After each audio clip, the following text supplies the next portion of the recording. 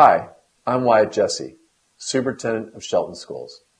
There is a replacement levy on the ballot this February, and ballots are being mailed out this next week. This replacement levy is set at a lower rate than the current levy. With the state still not fully funding education, this replacement levy covers 11% of our budget and goes to important things our students need to support their everyday needs and educational growth. Special education teachers, nurses, counselors, security personnel, and after-school activities are all supported by the levy.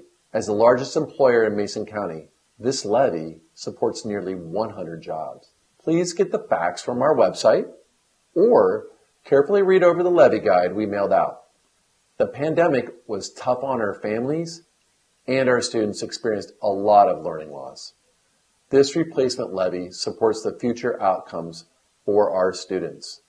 Please remember to vote on February 14th.